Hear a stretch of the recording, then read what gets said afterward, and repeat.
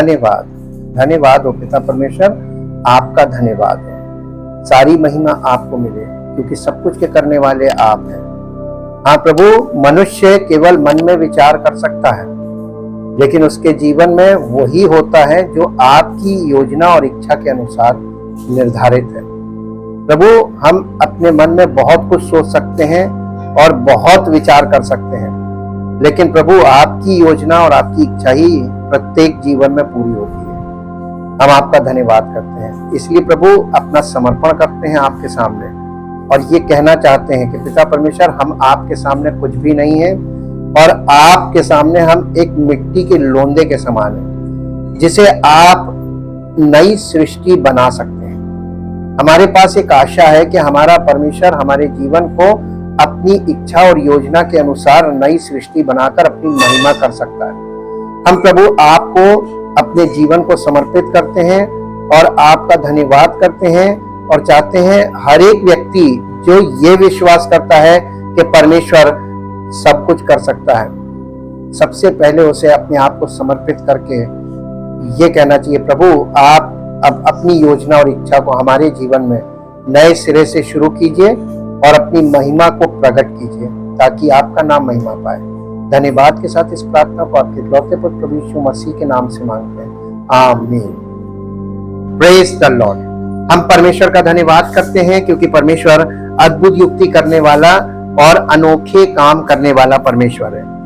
आज बहुत महत्वपूर्ण पॉइंट पे हम लोग पहुंच गए हैं संडे के बाद से, और वो महत्वपूर्ण पॉइंट ये है कि परमेश्वर आत्मा है और परमेश्वर ने मनुष्य की सृष्टि की और मनुष्य को जो जीवन दिया वो परमेश्वर की आत्मा के द्वारा जीवन प्राप्त हुआ। मेरे साथ एक पद निकालें जो आपको मिलेगा, उत्पत्ति की पुस्तक 2 अध्याय उसका 7 पद।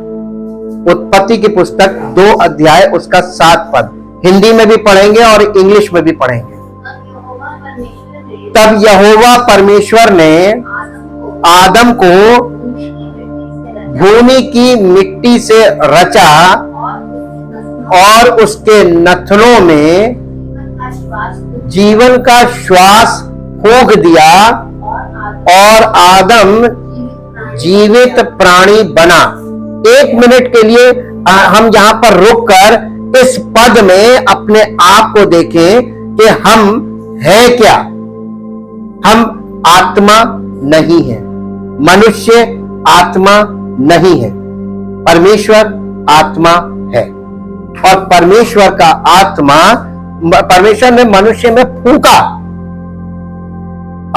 God is a spirit and the spirit of God breath, उसने सांस ले ली, इंसान के नथनों में उसने श्वास डाल दिया अपनी आत्मा के द्वारा। तो आत्मा के द्वारा जो श्वास हमारे अंदर डाला वही मनुष्य का आत्मा है। मनुष्य को परमेश्वर से मिला क्या है? जीवन का आत्मा।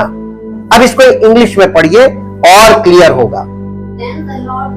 Then the Lord God formed man from the dust of the ground and breathed into his nostril the breath of spirit of life। आज यानी जीवन का आत्मा परमेश्वर ने मनुष्य में फूंका और मनुष्य ही एंड द एडम बिकेम, आगे पढ़िए, and the man became a living being, यानी लिविंग सोल, यानी मनुष्य के प्राण में परमेश्वर ने फूंका तो उसकी सांस चलने लगी और उसके प्राणों में जीवन आ गया। इसे कहा जाता है ब्रेथ ऑफ लाइफ, या इसको कहा जाता है स्पिरिट ऑफ लाइफ, जीवन का आत्मा। परमेश्वर ने मनुष्य के अंदर जीवन का आत्मा डाला। फिर क्या हुआ? फिर यह हुआ कि आदम को परमेश्वर ने अदन की वाटिका में रखा और उसके बाद जोड़ा बनाया, उसकी पसली को निकाला, स्त्री को बनाया और स्त्री को बना के जब जोड़ा बन गया, परमेश्वर ने दोनों को एक अदन की वाटिका में रखा और वहां पर क्या हुआ, दोनों का पतन हो गया। पतन का मतलब क्या होता है मालूम है? ओरिजिनल सीन बोलते हैं इसको, यानी मूल पाप। मूल पाप ये है कि परमेश्वर की आज्ञा का उल्लंघन किया और उसने वो किया जो परमेश्वर ने मना किया था। और उसके बाद आदम के अंदर आत्मा वाला पार्ट जो था, जीवन का आत्मा, जीवन तो रहा, फिजिकल लाइफ रही, लेकिन परमेश्वर की आत्मा वाला जो मनुष्य के अंदर जो आत्मा था वो डेड पोजीशन में आ गया, इनएक्टिव हो गया। जो परमेश्वर से संपर्क कर सकता था, मनुष्य में जो आत्मा है वो परमेश्वर आत्मा है, इसलिए परमेश्वर की आत्मा से मनुष्य की आत्मा का संपर्क हो सकता है, अन्यथा मनुष्य का परमेश्वर के साथ कोई संपर्क नहीं है। अब हम लोग इस चीज को समझने जा रहे हैं। यह विषय बहुत इंपॉर्टेंट है और ये इसलिए कि आज के युग में मनुष्य पतन की अवस्था को और आत्मिक मृत्यु की दशा को नहीं समझ सकता। ये टिपिकल चीज है, क्रिटिकल है, और इसीलिए परमेश्वर इसको कई तरीकों से प्रत्येक मनुष्य को समझाने का प्रयास कर रहा है कि परमेश्वर ने मनुष्य को बनाया था और उसके बाद आज्ञा उल्लंघन के बाद का मनुष्य परमेश्वर से अलग, अदन की वाटिकों से, परमेश्वर की उपस्थिति से बाहर, अब वो संसार में है और सांसारिक मनुष्य और सांसारिक जीवन उसके अंदर है। अब देखिए, हम जब आगे बढ़ते हैं, मनुष्य का आत्मा क्या है? आत्मा मनुष्य के प्राणों में का वो भाग है जो कि आदम के मूल पाप के कारण, आदम के पतन के कारण निष्क्रिय हो चुका है। आत्मा के द्वारा मनुष्य परमेश्वर से संपर्क स्थापित कर सकता है। आत्मा स्त्रीलिंग या पुल्लिंग दोनों से संबोधित होता है। आप बाइबल में आत्मा को जब देखेंगे तो आत्मा यानी फेमिनिन में भी आपको मिलेगी आत्मा है और मैस्कुलिन में भी मिलेगी कि आत्मा, तो वो मैस्कुलिन एंड फेमिनिन दोनों है, क्योंकि उत्पत्ति 1 अध्याय के 26-27 पद में लिखा है, और परमेश्वर ने अपनी आत्मा के द्वारा मनुष्य को उत्पन्न किया और नर और नारी करके उनकी सृष्टि की। तो आत्मा में स्त्रीलिंग पुल्लिंग दोनों मिलेगा आपको। और इसी के साथ साथ ये मनुष्य की आत्मा है। मनुष्य की आत्मा और परमेश्वर की आत्मा दोनों बिल्कुल डिफरेंट है। मनुष्य की आत्मा मनुष्य के विवेक को, उसकी समझ को, बुद्धि को प्रकट करती है। उसके निर्णय लेने के भाग को आत्मा बोला जाता है। मनुष्य में जो निर्णय लेता है वो उसका आत्मा है।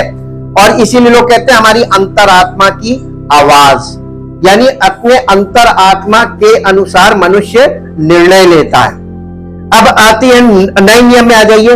नए नियम में यूहन्ना रचित सुसमाचार उसका 3 अध्याय उसका 16 पद पढ़िए। यूहन्ना रचित सुसमाचार, क्योंकि परमेश्वर ने जगत से ऐसा प्रेम रखा कि उसने अपना इकलौता पुत्र दे दिया, ताकि जो कोई, यानी सबके लिए एंट्री ओपन फॉर ऑल, जो कोई, एनीबॉडी, एनी टाइम, जो कोई उस पर विश्वास करे वो नष्ट ना हो परंतु अनंत जीवन पाए।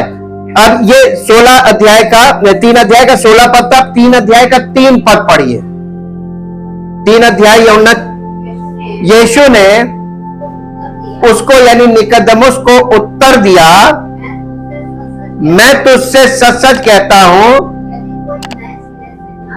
यदि कोई नए सिरे से ना जन्मे तो परमेश्वर का राज्य देख नहीं सकता।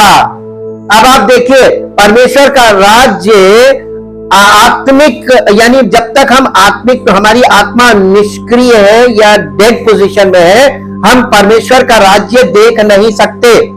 लेकिन जब कोई व्यक्ति नए सिरे से जन्म लेता है, वो ही परमेश्वर के राज्य को देख सकता है। ये यीशु मसीह बॉर्न अगेन की बात कर रहे हैं, यानी हमारी आत्मा का फिर से जन्म कह लीजिए या उसका फिर से जीवन आ जाना, उसमें पुनरुत्थान कह लीजिए, दोनों एक ही बातें हैं, दोनों एक ही चीज है। कहने का नजरिया अलग अलग है लेकिन बात एक ही है।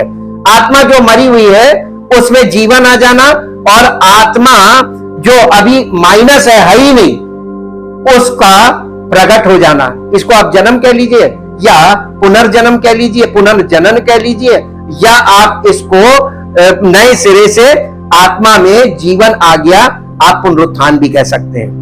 ये यीशु मसीह उसको बता रहे थे, ये यहूदियों का हेड था और इसको ये बातें समझ में नहीं आई, जैसे आज भी बहुत से लोगों को समझ में नहीं आती है। यूहन्ना रचित सुसमाचार उसका 3 अध्याय और 3 अध्याय का इसी के आगे पढ़िए।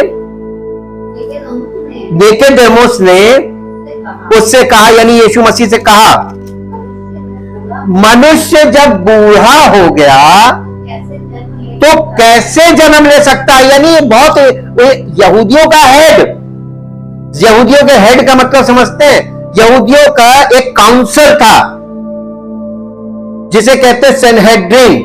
ही is the head of the Sanhedrin. यहूदी काउंसिल का मुखिया था, जो रिलीजियस लीडर्स थे उनका हेड। और ये यीशु मसीह की बात पर स्तब्ध रह गया और ये कहने लगा, ये कैसे हो सकता है, दिस इज इम्पॉसिबल।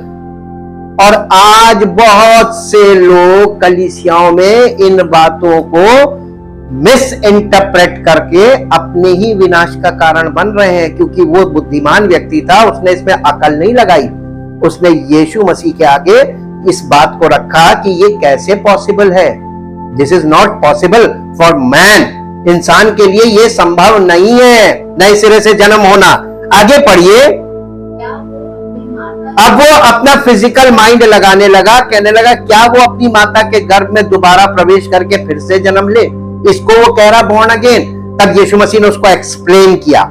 जी, यीशु ने उत्तर दिया, मैं तुझसे सच सच कहता हूं, जब तक कोई मनुष्य जल और आत्मा से ना जन्मे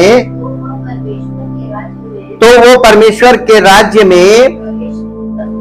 यीशु मसीह ने फिर वही बात दूसरे तरीके से प्रकट कर दी। उसी बात को उसने दूसरे पहलू में उसके सामने रखा। जल और आत्मा से ये थियोलॉजिकल पॉइंट है, ताकि वो शास्त्रों को पढ़ने वाला था, शास्त्रों को जानने वाला था, उसे ये बात समझ में आ जाए।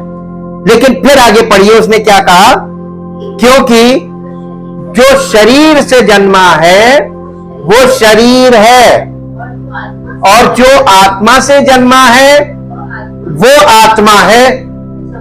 अचंबा ना कर, मैंने तुझसे कहा तुझे नए सिरे से जन्म लेना। ये यीशु मसीह उससे ये क्यों कह रहे हैं कि अचंबा ना कर? इसका मतलब यीशु मसीह की बात सुनकर वो अचंभित हो रहा था कि ये पॉसिबल कैसे हो सकता है। आज हम लोगों को इस बात में अचंभा होना चाहिए कि कैसे ये संभव होगा, क्योंकि ये हम सुन तो लेते हैं और सुन सुन के सुन्न हो जाते हैं, और हम शब्दों में विश्वास करने लगते हैं, ना कि उसमें जो कहा जा रहा है उस बात के हमारे जीवन में पूरा होने में विश्वास नहीं करते। इसलिए हम लिखे हुए में आगे बढ़ जाते हैं। अब यहां पे आगे पढ़िए क्या लिखा है, हवा जिधर चाहती है उधर चलती है, और तू, यीशु मसीह उसको एक्सप्लेन कर रहे हैं, और तू उसका शब्द सुनता है परंतु नहीं जानता कि वो कहां से आती है और किधर को जाती है। जो कोई आत्मा से जन्मा है वो ऐसा ही है। उसको कोई नहीं समझ पाएगा कि ये कहां से आया और कहां जा रहा है। जी, निकोदेमुस ने उसको उत्तर दिया, ये बातें देखिए, फिर आया अब असली मुद्दे पे। आज तक कलीसियाओं में लोगों ने इस विषय पर ये प्रश्न कभी नहीं पूछा कि ये संभव कैसे होगा, ये कैसे हो सकता है। प्रभु यीशु मसीह कहने लगा कि मुझसे पूछो, मैं तुम्हें बताऊंगा।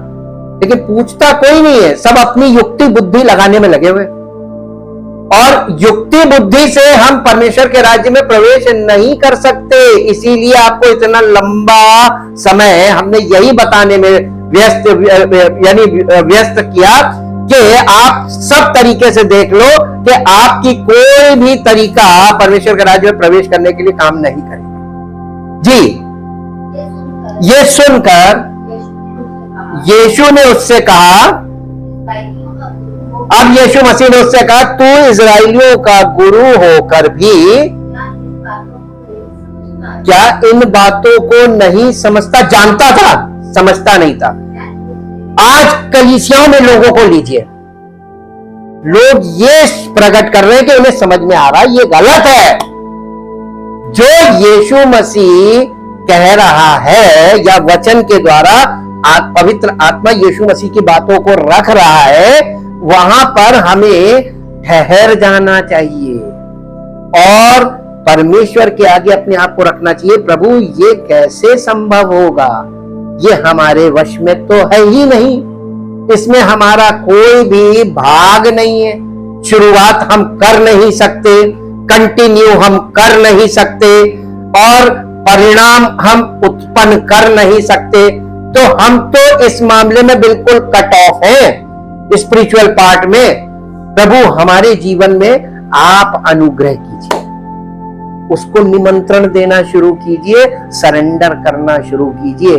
ये आपको बहुत असंभव काम है, जो आपको सुनने में बिल्कुल असंभव है। असंभव सुनने में नहीं, ये है असंभव, और असंभव है, असंभव को संभव करने वाला भी है।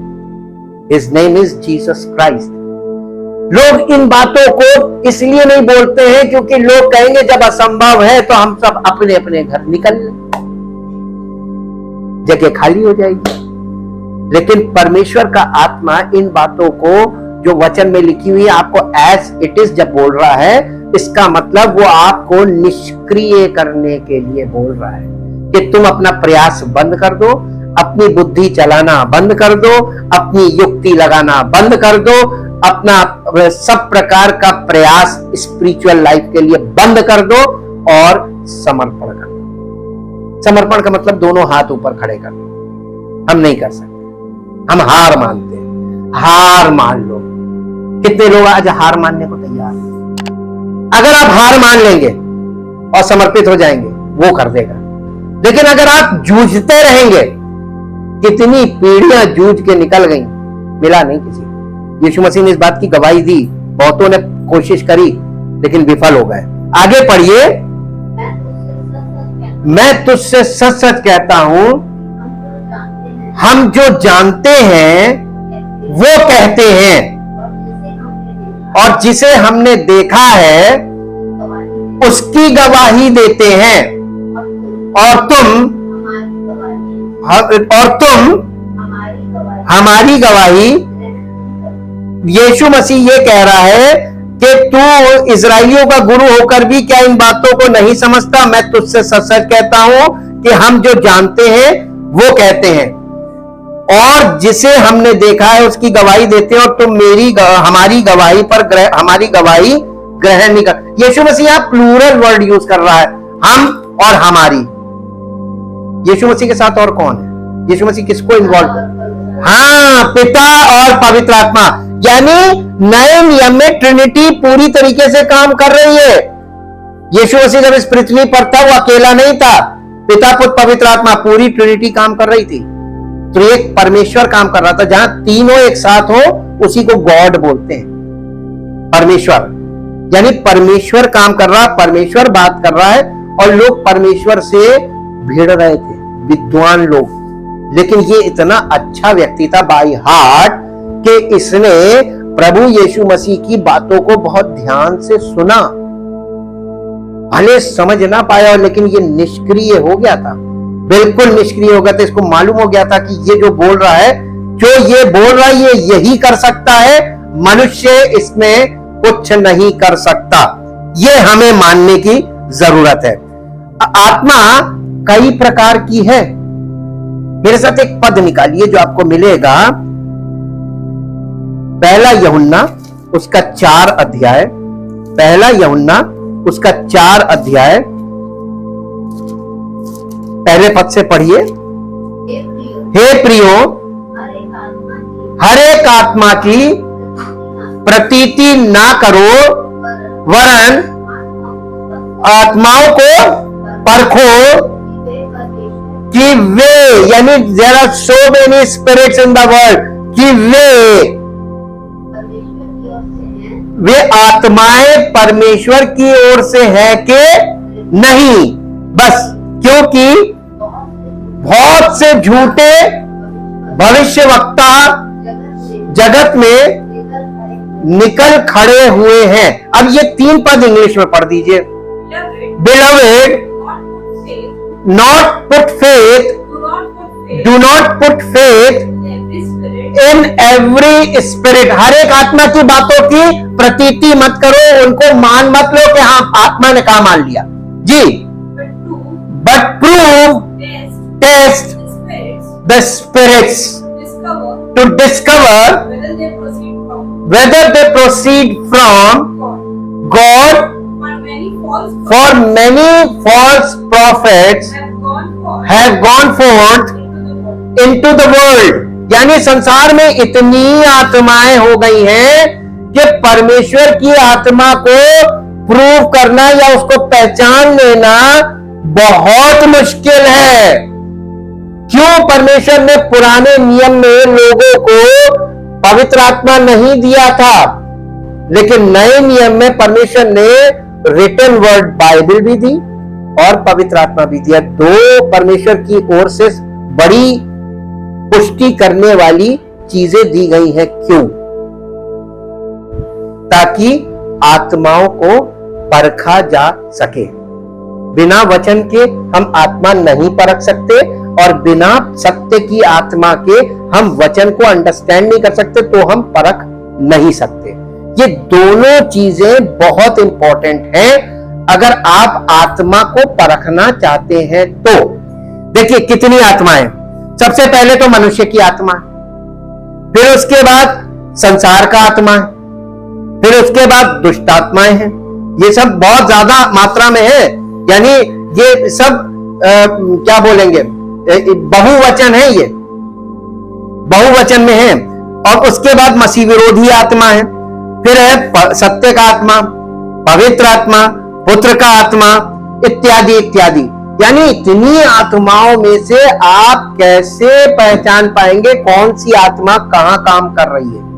और आत्माएं बताएं आपको, जब आप परमेश्वर की आत्मा में आते हैं तब आपको देखिए कौन सी आत्माएं मिलेंगी। गलातियों की पत्री 5 अध्याय, गलेशियंस चैप्टर 5 वर्स 22-23। हाँ, चैप्टर 5 वर्स 22-23। पर आत्मा का फल, यानी प्रेम का आत्मा, ये प्रेम का आत्मा जो ये परमेश्वर का आत्मा, यही है प्रेम का आत्मा। फिर उसके बाद कौन सा है? प्रेम, आनंद का आत्मा, शांति का आत्मा, धीरज का आत्मा, कृपा की आत्मा, भलाई की आत्मा, विश्वास की आत्मा, नम्रता की आत्मा और संयम की आत्मा। ये सब आत्मा है और ये पवित्र आत्मा के द्वारा यही हमारे जीवन से आत्माएं प्रकट होती हैं। ये जीवन के जल की नदी की तरह बहने लगती हैं और आम आदमी के पास केवल मनुष्य का आत्मा है।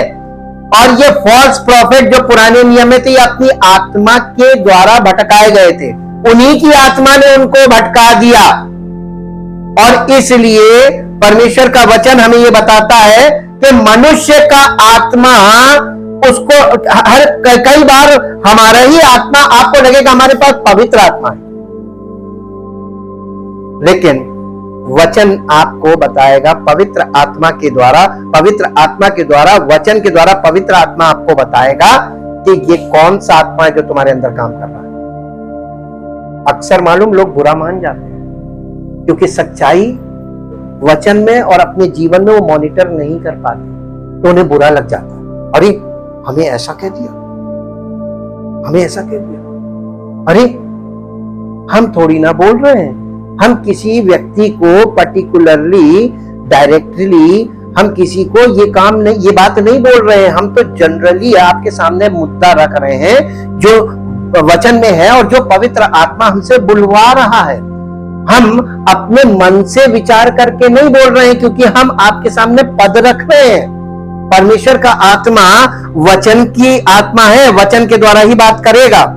मनुष्य का आत्मा आदम के पाप के कारण मृतक अवस्था में है।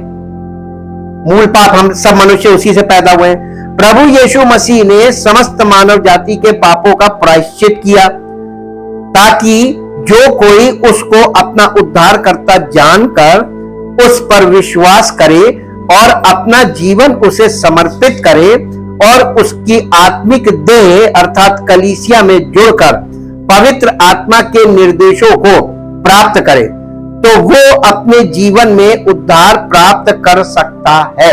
आशा है ये नहीं कहा जा रहा कि आपने जो आप अपने मन से कुछ कर लो तो ये रिजल्ट आपको मिल जाएगा, नहीं। परमेश्वर रिजल्ट परमेश्वर देगा अगर एक्यूरेट उसके प्लान के अनुसार आप हैं, and you are in the right place, और आपके जीवन में परमेश्वर का काम होगा।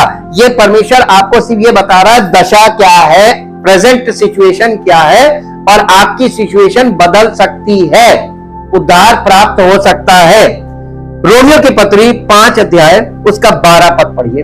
रोमियो की पत्री 5 अध्याय और उसका 12 पद। इसलिए जैसा एक मनुष्य के द्वारा पाप जगत में आया और पाप के द्वारा मृत्यु आई, और इस रीति से मृत्यु सब मनुष्यों में फैल गई क्योंकि सबने पाप किया। ये बात प्रमाणित की जा रही है वचन से, और हमारे सामने ये तथ्य रखा जा रहा है कि आदम के पापी हो जाने के बाद वहां से मानव जीवन श्रृंखला शुरू हुई। तो किस दशा में शुरू हो रही है? शारीरिक जन्म हो रहा है बच्चों का, लेकिन आत्मा मृतक अवस्था में ही आ रही है। तो सबने पाप किया क्योंकि आदम से सब पैदा हो रहे हैं। तो पाप का मूल कारण आदम था, मूल मनुष्य जो मूल परिवार था वो आदम और हवा थे। तो वहां से जो संतानें पैदा हुई वो सब फिजिकल लाइफ में आई और स्पिरिचुअली डेड पैदा हुई, आत्मिक तौर पर। इसीलिए लिखा मृत्यु सब मनुष्यों में फैल गई, और आत्मिक मृत्यु के कारण शारीरिक मृत्यु में जा रहे हैं। परमेश्वर ने मनुष्य को मालूम कैसा बनाया था? अगर आप उत्पत्ति 2:7 में जाके देखें, परमेश्वर आत्मा है और आत्मा अजर और अमर है कि नहीं? और उसी ने मनुष्य को अपने समान अपने स्वरूप में बनाया, उसके नथनों में अपना जीवन का श्वास फूका और उसके अंदर वो आत्मा, जीवन का आत्मा दे दिया। वो जीवन का आत्मा आज कहां है? क्योंकि हर मनुष्य मृत्यु का शिकार हो रहा है, फिजिकल डेथ। यानी स्पिरिचुअली तो डेथ था, थोड़े समय बाद फिजिकल डेथ। तो मानव जीवन आगे तो बढ़ रहा है, लेकिन पुराने एक पीढ़ी मिट रही है, दूसरी पीढ़ी खड़ी हो रही है, फिर ये पीढ़ी मिट रही है, दूसरी पीढ़ी खड़ी हो रही है। तो पीढ़ियों में आप जाके देखेंगे तो एक पीढ़ी चली जाती है, मिट के मिट्टी में मिल जाती है, और एक पीढ़ी आ जाती है, फिर ये पीढ़ी मिट्टी में मिलती है, फिर अगली पीढ़ी आ जाती है। तो ये जो चल रहा था मृत्यु मृत्यु मृत्यु मृत्यु, परमेश्वर इसको जीवन में परिवर्तित करने के लिए काम कर रहा था। और इसीलिए पूरे पुराने नियम में परमेश्वर इसी विषय पर काम कर रहा था कि मनुष्य को अनंत मृत्यु से, जिस मृत्यु का कोई अंत नहीं है, इससे बचाया जा सके और उसे अनंत जीवन, जिस जीवन का कोई अंत नहीं है, उसमें उसको भेजा जाए। और उसके लिए उसने अपने पुत्र के द्वारा समस्त मानव जाति का, जो आदम में सब पापी है, उसके लिए प्रभु यीशु मसीह ने सबके एवज में प्रायश्चित कर दिया इन एडवांस। और सुसमाचार भेजकर निमंत्रण है, निमंत्रण है परमेश्वर का कि कलीसिया में आओ, मेरे पुत्र के पुत्र जो तुम्हारा उद्धार करता है उसके द्वारा मैं तुमको उद्धार दूंगा। सुसमाचार आपको कलीसिया में आने के लिए निमंत्रण है। बिना निमंत्रण के परमेश्वर काम नहीं कर रहा है, और इसीलिए यहां से रीजनरेशन का काम यीशु मसीह के द्वारा शुरू किया गया। मनुष्य का आत्मा, ये तो हमने बताया अभी आपको, प्रायश्चित किया ताकि हम समर्पित होकर और कलीसिया में जुड़कर उस जीवन को प्राप्त करें, क्योंकि कलीसिया दो रेल्म को मिलाने वाली जगह। देखिए, परमेश्वर ने मिट्टी, भूमि की मिट्टी से आदम को रचा, और परमेश्वर क्योंकि स्वर्गीय है और आत्मा है, तो परमेश्वर ने अपनी आत्मा के द्वारा उसने फूंका। तो देखिए, मनुष्य के अंदर स्वर्ग और पृथ्वी दोनों का मिलन हो गया। हुआ कि नहीं हुआ? हमारा शरीर तो मिट्टी का है, लेकिन हमारे अंदर जो जीवन है वो परमेश्वर का दिया हुआ। तो परमेश्वर जिसने हमें जीवन दिया, और पाप के कारण आज वो जीवन मृत्यु में जा रहा है, हमें क्या करना चाहिए? धर्म कर्म करने से क्या हमको अनंत जीवन मिल सकता है? हमारे प्रयास करने से हमको अनंत जीवन मिल सकता है? हमारे बहुत ज्यादा बुद्धि का प्रयोग करने से हमको अनंत जीवन प्राप्त हो सकता है? किसी कीमत पे आपके कुछ भी करने से आपको नहीं मिलेगा। इसके बाद इसको पढ़िए, रोमियो 5 अध्याय का 16, 17, 18, 19 4 पद। जैसा एक मनुष्य के पाप करने का फल हुआ, वैसा ही दान की दशा नहीं, क्योंकि एक ही के कारण दंड की आज्ञा का फैसला हुआ, परंतु बहुत से अपराधों के कारण ऐसा वरदान उत्पन्न हुआ कि लोग धर्मी ठहरे। वो वरदान कौन है? प्रभु यीशु मसीह। यीशु मसीह हमारे लिए वरदान है जी, क्योंकि जब एक मनुष्य के अपराध के द्वारा मृत्यु ने उस एक ही के द्वारा राज्य किया, तो जो लोग अनुग्रह और धर्म रूपी वरदान बहुतायत से पाते हैं, वे एक ही मनुष्य के अर्थात यीशु मसीह के द्वारा अवश्य ही अनंत जीवन में राज्य करेंगे। ये आशा है, करेंगे, आशा है, कर रहे हैं नहीं बोला गया है, कर सकते हैं नहीं बोला गया, करेंगे आशा है। अगर कंडीशन पूरी करेंगे तब हम इस स्टेज पे आएंगे। अब आत्मिक जीवन क्या है? मनुष्य का आत्मा जो कि मृतक अवस्था में है, प्रभु यीशु मसीह के द्वारा किए गए पश्चाताप पर विश्वास करने के कारण उस आत्मा में जीवन आ जाता है, अर्थात मनुष्य का प्राण अब दो भागों में बट जाता है।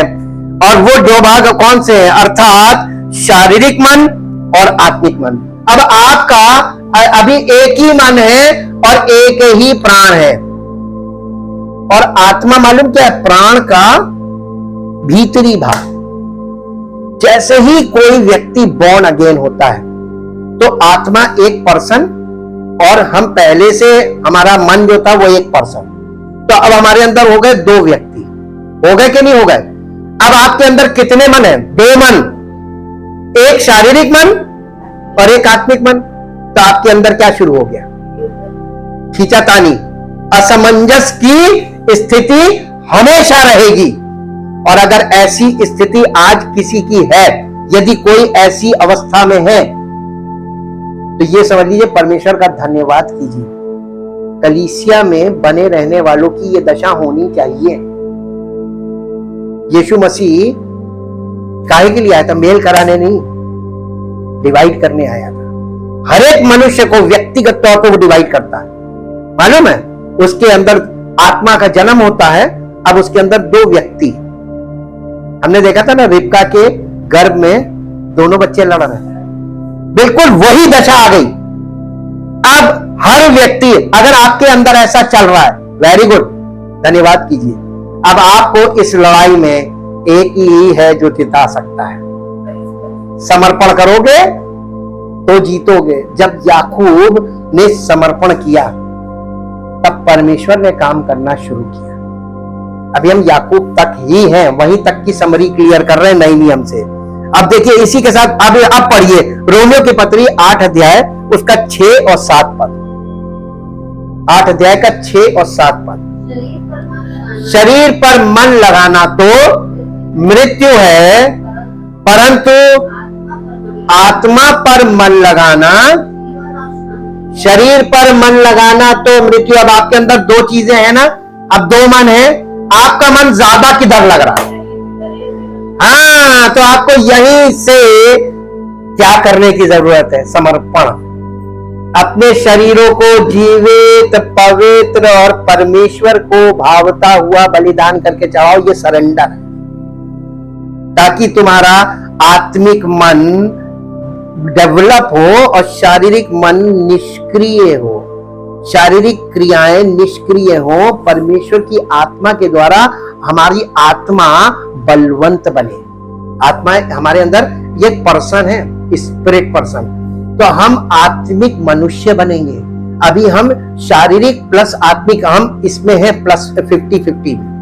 हम इसीलिए आध्यात्मिक वर्ड हिंदी में यूज किया गया है, आत्मिक वर्ड नहीं यूज किया गया है। जब ट्रांसलेट किया गया है ग्रीक से तो आध्यात्मिक मनुष्य। आध्यात्मिक का मतलब शारीरिक भी है अभी और आत्मिक भी है। इसका मतलब अभी इसमें काम चल रहा है, और अगर वो कलीसिया में बना रहा और पवित्र आत्मा के द्वारा जो सिखाया बताया जा रहा, ध्यान लगा के ग्रहण करता रहा, तो कंप्लीट हो जाएगा। लेकिन अगर वो बीच में ही विचलित होकर शरीर की तरफ भाग जाएगा तो जैसा था वैसे ही गया, वो बाद में वैसे ही हो जाएगा जैसा पहले था। कलीसिया में आने से पहले था, उससे भी बदतर दशा में चला जाएगा। इसीलिए यहाँ पे उसने बोला, इसको इंग्लिश में पढ़िए। हाँ, पढ़ दीजिए। क्योंकि शारीरिक मन ना तो परमेश्वर की व्यवस्था के अधीन है और ना हो सकता है, इम्पॉसिबल है। और जो लोग शारीरिक दशा में हैं वे परमेश्वर को प्रसन्न नहीं कर सकते। आप इसको इंग्लिश में दोनों पद पढ़ दीजिए। हैं? नहीं, Romans chapter 8 verse 6-7। Now the mind of the flesh, ये कौन सा माइंड है? माइंड ऑफ द फ्लैश, शारीरिक मन हमारे किसके अंदर है? सबके अंदर। ये नहीं कह रहे हाँ आपके अंदर, सबके अंदर है, मेरे अंदर भी है। शारीरिक मन है? और ये जो शारीरिक मन है इसकी कंडीशन सुनिए। The mind of the flash which is, क्या है ये? Sense and reason. सेंस क्या है मालूम है? 5 इंद्रियां। 5 इंद्रियां शारीरिक मन को के अनुसार काम कर रही हैं। तो मालूम है शारीरिक व्यक्ति कहां जा रहा है, कौन वहां क्या मिल रहा है, वहां क्या बताया जा रहा है, वहां कैसे हो रहा है। अपनी इंद्रियों से वो शारीरिक चीजों में मन लगा रहा है। वो क्यों नहीं आत्मिक बातों की तरफ मन लगा रहा है? नए नियम में लिखा, पौलुस ने कलीसिया की चिट्ठी लिखा है और उसने कहा कि तुम तो मसीह के साथ मर चुके हो, इसलिए स्वर्गीय चीजों वस्तुओं पर मन लगाओ। तो स्वर्गीय वस्तुएं दिखती तो है नहीं, तो मन कहां से लगाएंगे? बॉर्न अगेन होंगे तभी तो दिखेंगी। शारीरिक मन को नहीं दिखाई देगी जी। Which is sense and reason without the Holi Spirit. ये पवित्र आत्मा रहित मन है। शारीरिक मन पवित्र आत्मा रहित मन है और पवित्र आत्मा इस मन में काम नहीं करता है। इस मन को परमेश्वर क्या कहा है? पुराना हृदय निकालकर नया दूंगा ना। तो ये जो काम है हमारे पुराने हृदय को निष्क्रिय करके नए हृदय को यानी एक्टिवेट करके नया हृदय काम करने लगे, पुराना तो अपने आप बेकार हो गया, है ना? बेकार हो गया, फिर वो उसका काम ही खत्म हो जाएगा, फिर वो निष्क्रिय हो गया। तो अब नया मन काम कर रहा है। तो यहाँ पे वो कह रहे हैं कि ये जो आपका मन है, शारीरिक मन, ये शारीरिक बातों में लगता है, ये इंद्रियों से काम करता है। कौन क्या कह रहा है सुनने में, कानाफूसी में बड़ा मन लगता है। किसी की बुराई सुनने में बड़ा आनंद आता है और उसमें चार बातें मिला के, हाँ हम भी यही कह रहे थे, हम आपको बता रहे थे, इंटरेस्ट। और कोई हर व्यक्ति जो बुराई करने वाला होता है ना, वो किसको ढूंढता है? कोई मिल जाए, हल्का कर लो अपने आप को किसी से। अब वचन में पवित्र आत्मा क्या कह रहा है? मन नहीं लगता, नींद आ जाती है। हाँ, बुराई करने में फिर सारी रात करा लो, फिर तो चाय पे चाय भी चलेगी और ये भी खा लो, बुराई करो। जी, ये शारीरिक मन है, शारीरिक मन शारीरिक बातों में ही लगेगा।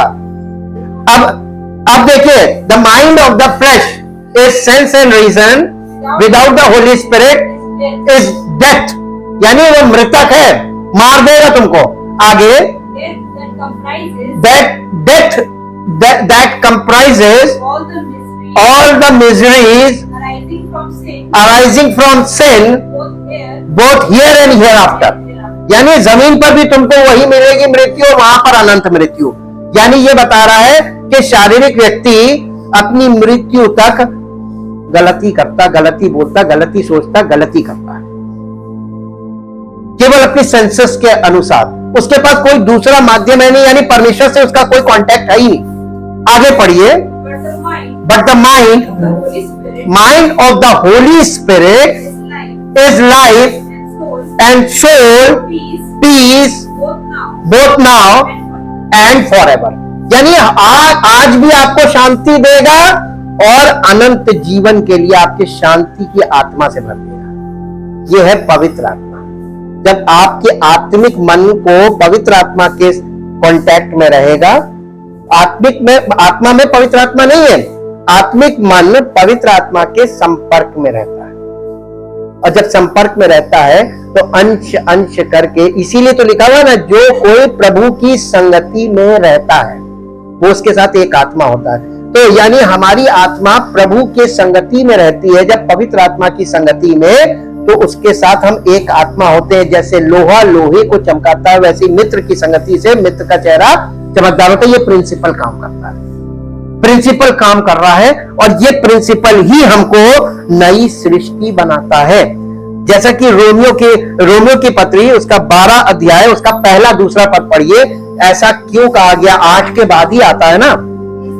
इसलिए हे भाइयों, मैं तुमसे परमेश्वर की दया स्मरण दिलाकर विनती करता हूं कि अपने अपने शरीरों को जीवित और पवित्र और परमेश्वर को भावता हुआ बलिदान करके चढ़ाओ, यही तुम्हारी आत्मिक सेवा है।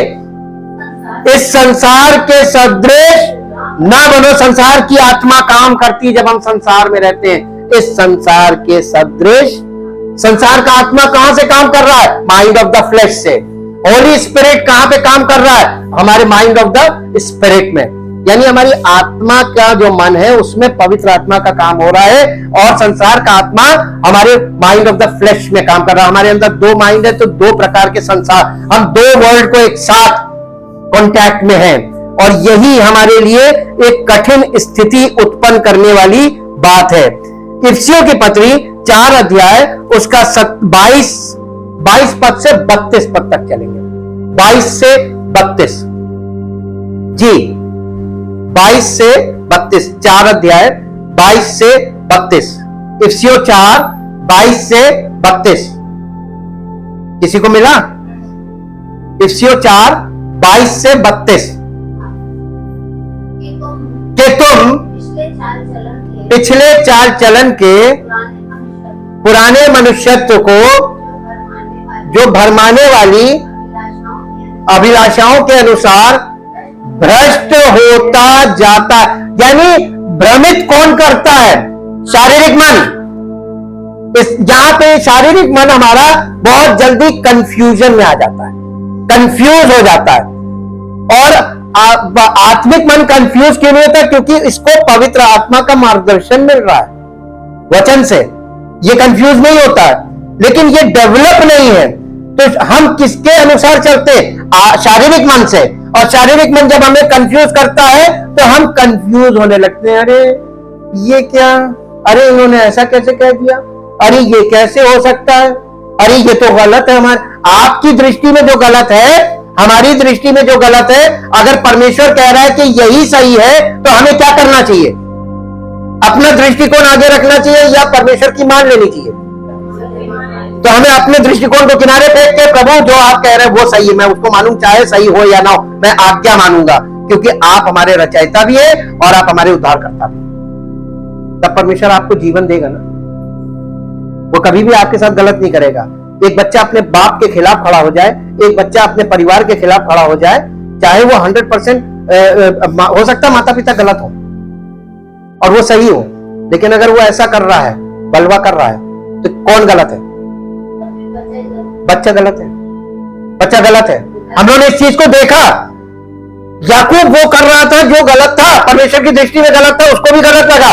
उसने अपनी मम्मी से कहा ये गलत है, लेकिन उसकी मां ने कहा मैं श्रापित बनूंगी, तू मेरी आज्ञा मान। और उसने अपनी मां की आज्ञा मानी, परमेश्वर ने उसकी इस बात को नोटिस कर लिया। यीशु मसीह हमारे लिए श्रापित बना, मालूम क्यों? बहुत सी बातें उसने पिता की नहीं मान के, जब हम मसीह में आ जाते हैं ना, तो हम कोई भी काम कर रहे हैं उसका लेखा यीशु मसीह को देना है। यीशु मसीह कह रहा है कि मैं तुम्हें बचाऊंगा, गारंटी ली है उसने, गारंटी ली है। तो पवित्र आत्मा हमको सहायक के तौर में क्यों दिया है? ताकि उसकी गारंटी हमारे जीवन में पक्की हो जाए। स्पिरिट पवित्र आत्मा बयाने के तौर पे दिया गया है। जो आप बॉर्न अगेन होते हैं और पवित्र आत्मा जिसको बोला गया कि आपके अंदर आया है, gift of the Holi Spirit, ये गिफ्ट है, ये होली स्पिरिट पर्सन नहीं है, ये पवित्र आत्मा का उपहार है, यानी डाउन पेमेंट है। अभी पूरी पेमेंट काम कंप्लीट होने के बाद होगी, यानी पवित्र आत्मा आपके जीवन में ऊपर आएगा, सेवकाई वाला पार्ट, लेकिन वो बाद का है। आपको पहले जो पवित्र आत्मा मिला है ये डाउन पेमेंट है, और ये डाउन पेमेंट के बिना आपको जब तक काम कंप्लीट नहीं होगा फुल पेमेंट नहीं होगी, यानी पवित्र आत्मा ऊपर नहीं आएगा। पौलुस समझाने में लगा हुआ था। पहली सदी की कलीसिया से आज तक पौलुस बोल रहा है, वचन में लिखा हुआ ये पौलुस बोल रहा है, ये मैं नहीं बोल रहा हूं, ये पौलुस बोल रहा है। आगे पढ़िए, अपने उस पुराने मनुष्यत्व को उतार डालो और अपने मन के आत्मिक स्वभाव में नए बनते, यानी अब आत्मिक मन तुम्हारा नया बनता जाओ, डेवलप हो, और नए मनुष्यत्व को पहन लो जो परमेश्वर के अनुरूप सत्य की धार्मिकता और पवित्रता से सृजा गया है। इस कारण देखिए क्या क्या करना है हमको, पुराने मनुष्यत्व को उतारना है, नए को पहनना है। इस नहीं अभी एक ही चीज नहीं, अभी तो चिट्ठा खुलने जा रहा है। आपके शारीरिक मन में क्या क्या है ये सब आपको निकाल के फेंकना पड़ेगा। एक दिन में नहीं होगा, एक दिन में नहीं होगा, एक दिन में कोई सुधरता नहीं। हमारे पास सबके पास बच्चे हैं और उनके पास भी बच्चे हैं, बच्चे ही तो सुधारते हैं। ठीक, आगे पढ़िए। झूठ बोलना छोड़कर हर एक अपने अपने पड़ोसी से सच बोले, क्योंकि हम आपस में एक दूसरे, ये यानी कलीसिया की बात की जा रही है। कलीसिया में हम, आपके बगल में जो बैठा है, जो आपके साथ कलीसिया में आता है, पड़ोसी उसको बोला जा रहा है। आप जिसके साथ मसीह में फेलोशिप रखते हैं वो आपका मसीह में मित्र कह लीजिए। बिलीवर्स की आपस में मित्रता है, विश्वासियों की, कलीसिया के लोगों की, आपस में एक दूसरे से सच बोलो जी। क्रोध तो करो। अब ये कैसे संभव है? मनुष्य क्रोध करता है, आत्मिक तौर पे इमेच्योर है, तो क्रोध करता पाप भी करता है। कब तक? जब तक वो संयम की आत्मा नहीं पाएगा, तब तक क्रोध करे पाप ना करे, ये संभव नहीं। आगे, सूर्य, अगर मान लीजिए आपको किसी को गुस्सा आ गया, ये जनरल चीज है, हम लोग सब अक्सर गुस्सा करते हैं, बच्चों पे करते हैं, आपस में एक दूसरे पे भी गुस्सा करते हैं। क्रोध तो करो पर पाप ना करो। क्या? आगे पढ़िए कैसे। सूर्य अस्त होने तक तुम्हारा क्रोध इसका मतलब जैसे ही सूर्य अस्त होता है क्रोध भी अस्त हो जाए, और दूसरे दिन भैया प्रेज द लॉर्ड, प्रभु आपको आशीष दे, आप उसके साथ रिन्यू कीजिए अपने रिलेशनशिप। क्या आप ऐसा कर रहे हैं? कलीसिया में मसीही भाई बहन आपस में ऐसा कर रहे हैं? शुरुआत है, आगे पढ़िए। और ना देखिए, आप जब क्रोध में बने रहते हैं, किसी से नफरत करने लगते हैं, फिर आपके अंदर कुढ़न चिढ़न और ईर्ष्या, ये सब चीजें डेवलप होने लगेंगी, आपके अंदर घुन की तरह खा जाएंगी। आगे, ना शैतान को अवसर दो, ना चोरी करने वाला फिर चोरी ना करे, वरन भले काम करने में अपने हाथों से परिश्रम करे, इसलिए कि जिसे प्रयोजन हो उसे देने को उसके पास कुछ हो। कोई गंदी बात तुम्हारे मुंह से ना निकले। बहुत इंपॉर्टेंट है ये जी। पर आवश्यकता के अनुसार वही निकले जो उन्नति के लिए उत्तम हो, ताकि उससे सुनने वालों पर अनुग्रह हो।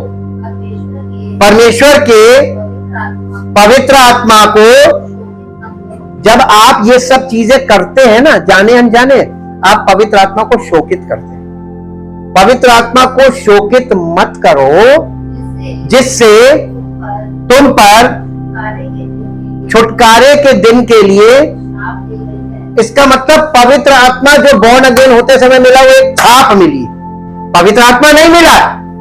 अक्सर लोग मालूम है क्या धोखा खा रहे हैं। आज के युग में आप देखिए, हर जगह सब कहते हैं हमें पवित्र आत्मा मिल गया। आत्माओं को परखो, आत्माओं को परखो। कैसे परखेंगे? हमने इसीलिए शुरू किया, परखने के लिए आपको वचन में पवित्र आत्मा के अनुसार कुछ समझना पड़ेगा, ऐसे नहीं परख सकते। ये वाला पद कौन सा था?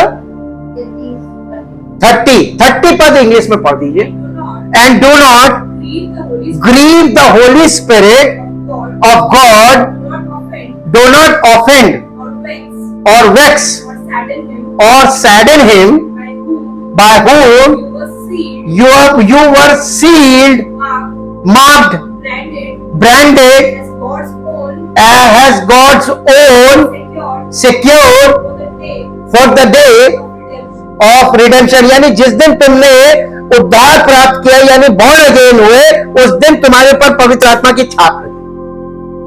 तो जो उस दिन पवित्र आत्मा मिलता है, हृदय में जो उंडेला जाता है प्रेम का आत्मा, वो डाउन पेमेंट हमने आपको बताया था ना। एक और पद इसी के साथ साथ पढ़ लीजिए रोक के, और वो आपको मिलेगा इफिसियों की पत्री पहला अध्याय। इफिसियों की पत्री पहला अध्याय, मैं भी आपके साथ निकाल लूं। इफिसियों की पत्री पहला अध्याय, और इसका पद मैं बता रहा हूं आपको। पद है इसका 13 पद पढ़ दीजिए। और उसी में तुम पर भी जब तुमने सत्य का वचन सुना, जो तुम्हारे उद्धार का सुसमाचार है, और जिस पर तुमने विश्वास किया, प्रतिज्ञा किए हुए, देखिए पवित्र आत्मा किए हुए, पवित्र आत्मा की, तो बॉर्न अगेन के समय जो पवित्र आत्मा मिला वो किस रूप में मिला? छाप। इसी को डाउन पेमेंट बोला गया। आगे पढ़ दीजिए। वो उसके यानी यीशु मसीह के मोल लिए हुए को के छुटकारे के लिए हमारी मिरास का बयाना है, यानी जो मिरास हमें मिलने वाली है उसका बयाना है, डाउन पेमेंट के उसकी महिमा की स्तुति हो। और इसी को अगर आपने सोच लिया कि हमको तो पवित्र आत्मा मिल गया, अब हमें कलीसिया की और सेवक की कोई जरूरत नहीं, क्या हुआ? आपका बंटाधार हो जाएगा। पहले पार्ट पार्ट करके चीजें खुलेंगी और पार्ट पार्ट करके चीजें समझ में आएंगी। ये वो बातें हैं जो हमारी बुद्धि से बाहर हैं, जी अब वहां पे आ जाइए, आखिरी पद क्या है? अरे जहां पे थे इफ्सियों में, हाँ 32, एक दूसरे पर कृपालु और करुणामय हो, और जैसे परमेश्वर ने मसीह में तुम्हारे अपराध क्षमा किए हैं, वैसे ही तुम भी एक दूसरे के अपराध क्षमा करो। Thank you Jesus. परमपिता परमेश्वर, हृदय से आपका धन्यवाद करते हैं आपके उत्तम वचन के लिए, जो पवित्र आत्मा के द्वारा हमारे आत्मिक जीवन के लिए अत्यंत आवश्यक था, वो दिया गया, ताकि प्रभु हम इन बातों को समझें और आपके वचन में बने रहने के लिए, आपकी उपस्थिति में बने रहने के लिए कलीसिया में हिस्सा अपने स्थान पे बने रहें, और पवित्र आत्मा को अनुमति दे, खुली छूट, कि वो हमें डांटे, फटकारे, हमको पुचकारे, कुछ भी करे। हमें मालूम है वो जो कुछ भी करेगा वो हमारी भलाई के लिए और हमें अनंत जीवन तक पहुंचाने के लिए करेगा। इसलिए उसी की स्तुति और महिमा हमारे जीवन में बनी रहे, परमेश्वर की महिमा प्रकट हो और उसी का नाम महिमा पाए। धन्यवाद के साथ इस प्रार्थना को आपके इकलौते पुत्र प्रभु यीशु मसीह के नाम से मांगते हैं, आमीन। Praise the Lord. परमेश्वर आपको आशीष दे।